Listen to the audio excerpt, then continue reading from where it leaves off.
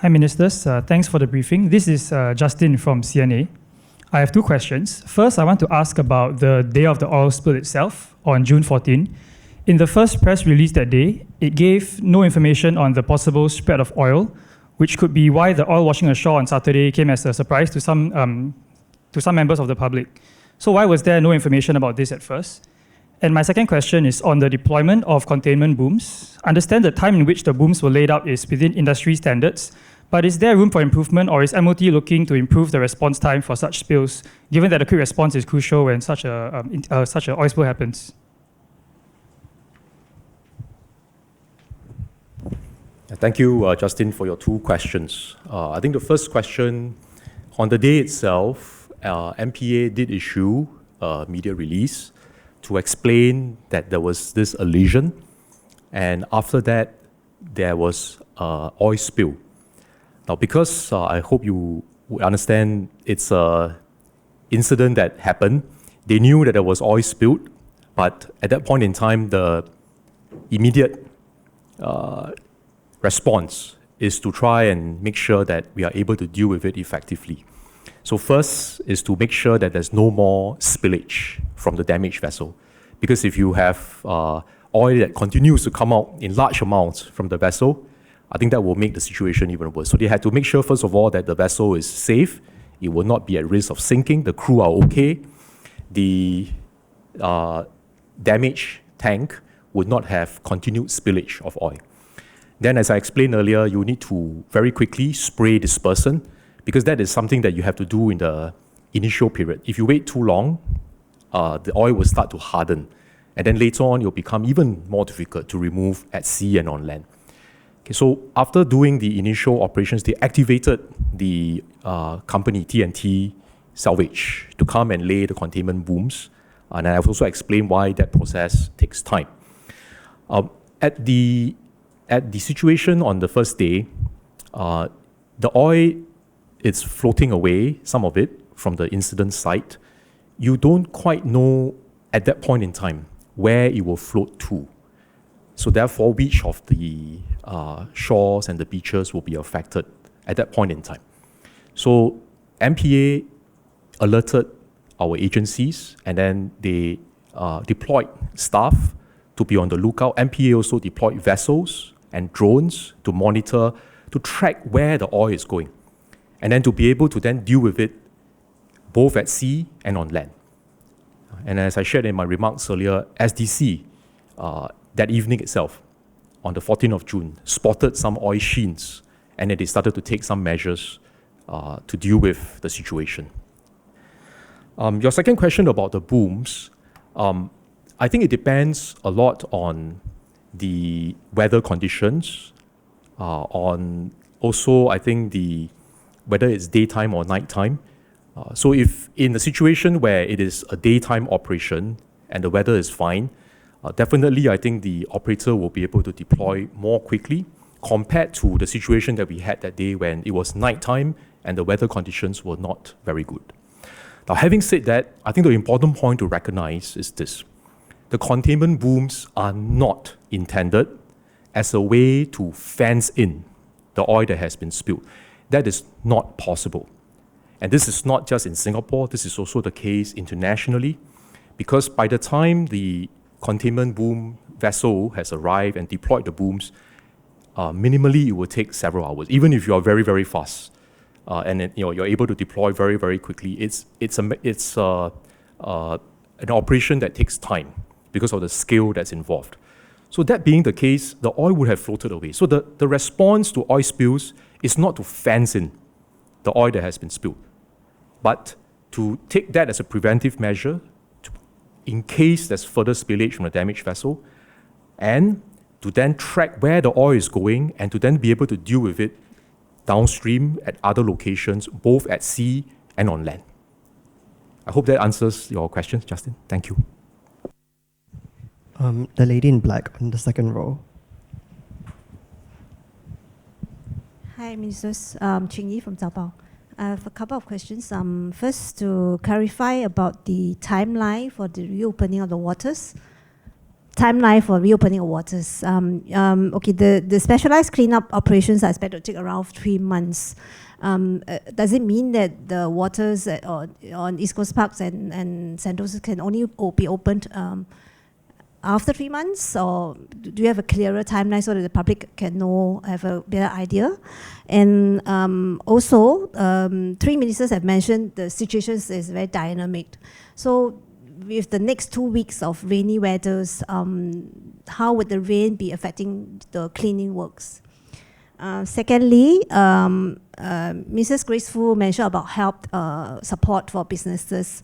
What kind of support or help that you may be looking at to rental to businesses? Does it mean like rental rebate or that kind? Or how many businesses are affected by this? And lastly, one question is on Malaysia's claim on the impact of oil spill. Has Malaysia side actually approached Singapore on some assistance or compensations? Thank you very much for the questions. I will take the first 3 questions. With regard to reopening of the beaches, I think there are 2 main considerations. First of all, whether cleaning operations have been completed. Second, even after cleaning operations have been completed, we have to ensure that the seawater quality remains safe and stable. So we probably need to take samples.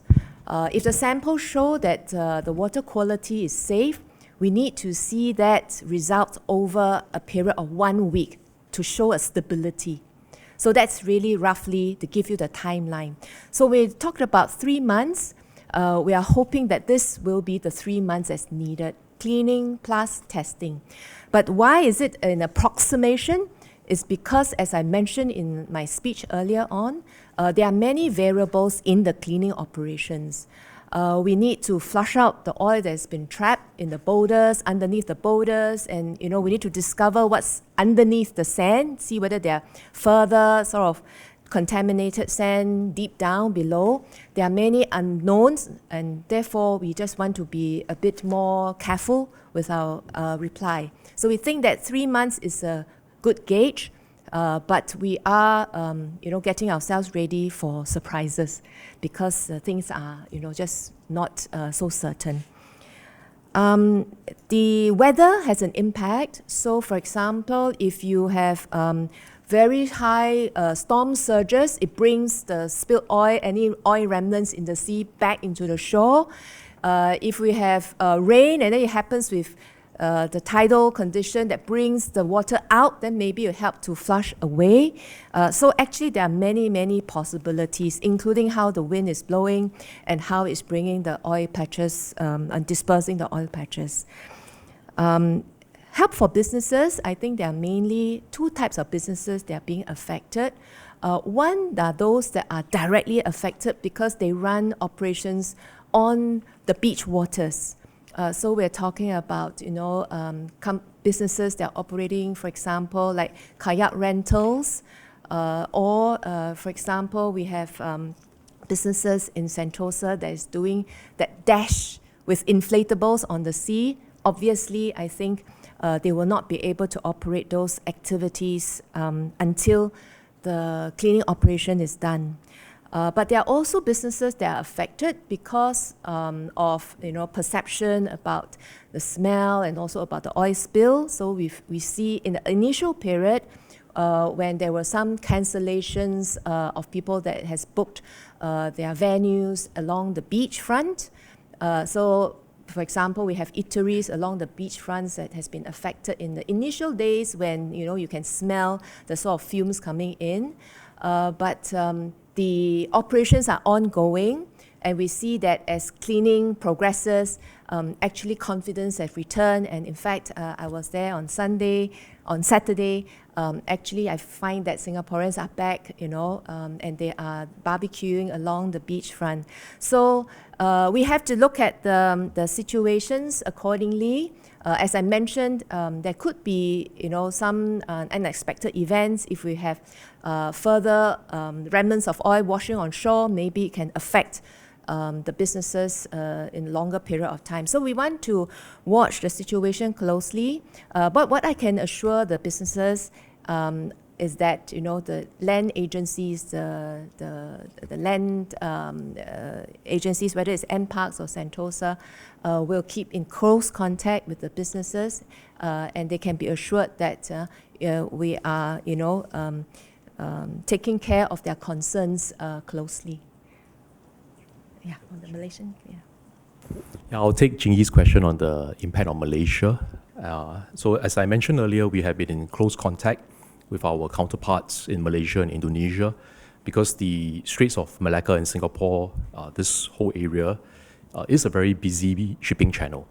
And close cooperation and coordination is required not just within our own ecosystem, between the government agencies, our industry players, but also I think with our neighbours. So we have been in close contact with them. And I think your point about the claims, we have also informed our counterparts in Malaysia that they could submit claims for the cleaning costs and also affected stakeholders to British Marine, which is the insurer for the damaged bunker vessel. In accordance with international law, as I explained earlier, there's strict liability on the part of the insurer to ensure that the response and the claims can be processed quickly while the investigations are ongoing.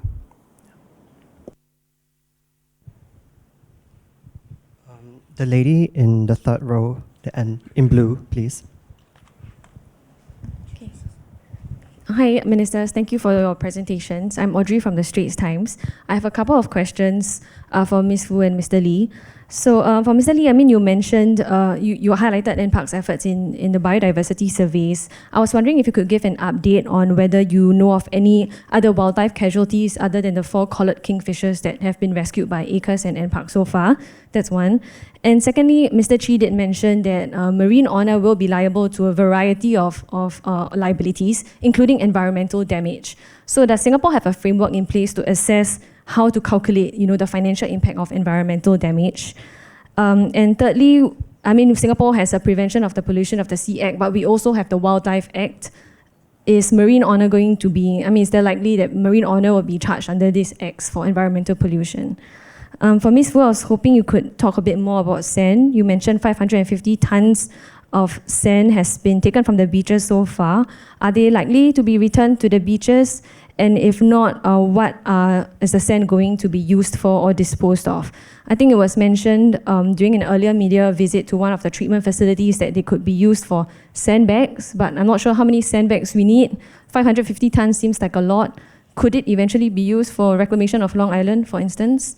That would be one. And secondly, does Singapore have to import more sand? I think ministers are well aware of Singapore's reputation when it comes to importing sand, so I was just hoping you could provide some clarity on that. Thank you. I'll just address Audrey's first few questions. There were reports on the 4 collared kingfishers, 2 by NParks AVS and 2 by ACRES. And ST has reported that 2 have succumbed. The other 2 are still being treated. As for other wildlife, as I've said, both NParks as well as our community and nature partners and our volunteers are on the lookout for oil slick wildlife and will respond when we encounter them.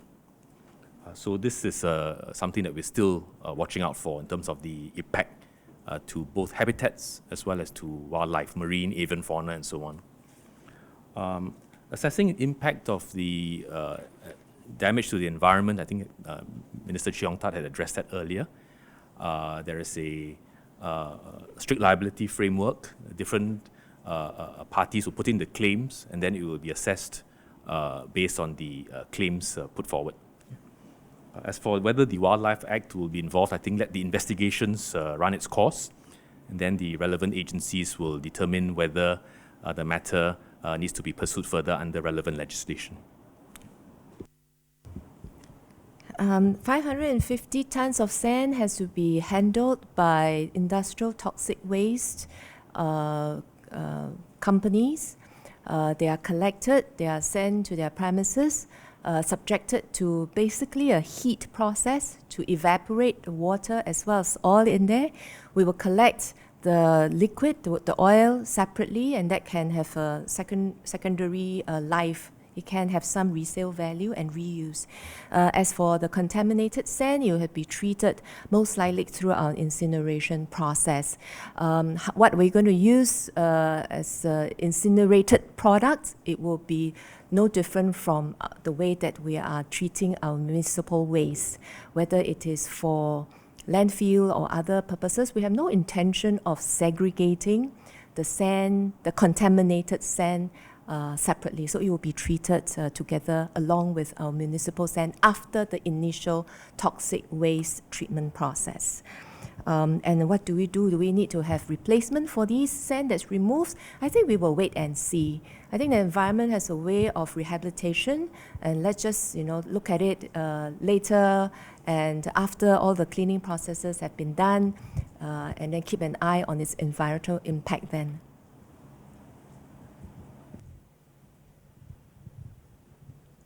The man next to the TV in white, please. Hi, I'm Yi Hang from Asia One. So regarding a statement made by a captain interviewed by ST, how feasible and practical is it for containment booms to be placed around ships at anchorages? And just to clarify, the tar balls that were shown earlier, are they currently present in beaches, and what threats do they pose to the environment or to people?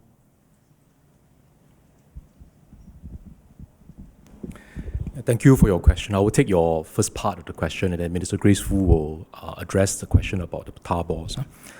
I saw the remark from the industry veteran, and I must say I'm not sure why he made that suggestion to place containment booms around vessels that are in our anchorages. Based on our checks with industry players, they don't think this is a practical or feasible move. And it is also not a practice in other major ports around the world. Let me explain why this is something that would not be feasible in practice. In our port, and I'm sure that's the case in many other major ports, we have many vessels at any one time. In our case, it's 1,000 vessels in our anchorage. And these vessels move in and out. So they come into Singapore, some to take supplies, some to offload cargo, take cargo, and then they will leave. So it's a very dynamic situation with large numbers of vessels. I explained earlier that it takes time to deploy the containment booms. So you can imagine if you had to do this for every ship in our anchorage, and there are 1,000 of them at any one time, this whole process will take a long time and will cost a lot of money. And industry players don't think that doing so preemptively is actually practical or feasible. We also have a risk that these booms are not deploy and forget, because you also have to keep them when the ship has left. And the booms themselves, when they are out there, could also snap and float away, and it could cause navigational safety concerns as well if they are not properly handled. And for all those reasons, I think that's why in many of the major ports around the world, this move is not done as a preemptive measure. You do it when there is a problem, there's an oil spill, you move in to try and, as a preventive measure, to prevent the oil from the damaged vessel. If it spills further, at least there's some protection. And to be able to trap whatever oil that has not floated away, I think that is useful. But to do so as a preemptive move, even when the ship is okay and there are so many ships, I think would not be practical or feasible. As to tar ball, I don't know whether we can show the slide again on tar ball. On hindsight, we should have put a reference measurement. But actually, they're very, very small in size. I think the largest patch would probably be like nail size. But I'm told by the experts that over time, the next few days or weeks, with sun and heat shining on it, subjected to heat and the sun, they will actually coagulate further. And when it mixes with sand, it hardens. So we think that by that time, we can actually use a sieve to sieve them out. We have to make sure that it is safe for us to handle. If it's safe for the workers, I think we want to make it safe for the volunteers as well. I will personally go down and try this out as well. It's something that we hope that, we can, use sort of a more generic method to manage this, to handle the long stretch of beach that has this tar balls. If we can handle it with volunteers' help, then it can actually free our cleaners to do the very specialized work, the cleaning of the rock buns and so on. So this is something that we are still working with our experts. So watch this space. When it's safe to do so, we will then, get the volunteers to join us. And of course, the volunteers will join us with proper gears and protection. In the interest of time, we will now take the last 2 or 3 questions. I think we'll take 2 questions at the same time. The lady in black on the 3rd row and the lady over there next to the TV on the 3rd row. Thank you. Thanks. I have 2 questions. My first question is, in terms of preventive controls, I understand that the preemptive placement of booms, as you explained, is not feasible, but in light of this incident, are there any other learning points or updates to, preventive measures or mitigation measures at our ports to deal with this kind of oil spill again, and how will we balance that against the competitiveness of our port? My second question is on the future of fuel, because ships are moving towards using ammonia and methanol, which could be pretty toxic to marine life. So how will this incident guide how Singapore prepares, to deal with these kinds of marine fuel spills? Thank you. Hi. Hi. Hi, I'm Nasha from CNA TV. So I wanted to check on the claims part. So, given the cost incurred in the cleanup and third-party claims and now possible claims from Malaysia as well, what happens if the vessel or insurer tries to limit their liability or cap it at a certain amount? And will small businesses be able to, seek assistance to make claims, going forward? Thank you. I think I'll take both questions. The first question, set of questions on preventive measures, and also if you are looking at new types of marine fuels, ammonia, for example, the new types of fuel will help to the shipping industry to decarbonize because they don't have carbon emissions. But it comes with a different set of safety challenges. If this is not a conventional oil spill but an ammonia leak, it is a very different situation. Instead of the fuel going into the water and then you have an oil spill, ammonia will likely be a plume cloud that will be out in the environment. So we have to deal with this kind of scenarios in a different way. And this is the reason why we have been very careful not to go into these new types of fuel before we are ready. We are conducting trials with industry players. We are also working with our tripartite partners, our industry players, our unions, to train our workers to be well trained and ready to deal with these new types of fuels. And we will have to move ahead progressively, but safety must remain a top priority. Whether there are other measures that we can put in place, I think as Minister Desmond Lee mentioned earlier, after every incident, we will take a look at what are the learning points and how we can refine the processes going forward. And this is what we have done for previous incidents to help us to be able to respond better. And overall, I think this time around, our response has been good. But whether there are some areas, some learning points that we can incorporate for future incidents, I think this is something that we will certainly do so after we finish the cleaning up and the resumption to normalcy. The question from Natasha on the claims.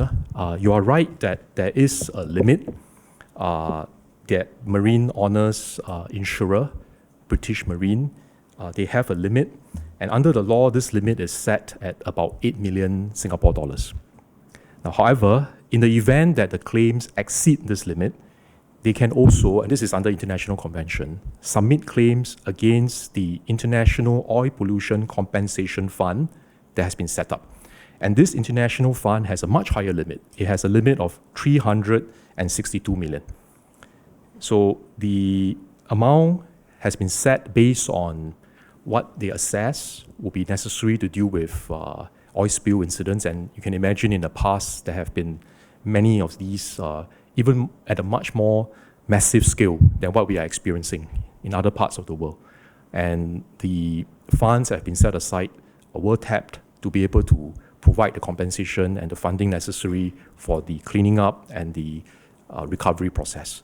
So these are the international conventions that we have in place for the industry. And in addition to what the limit for the insurer, there is this additional International Oil Pollution Compensation Fund.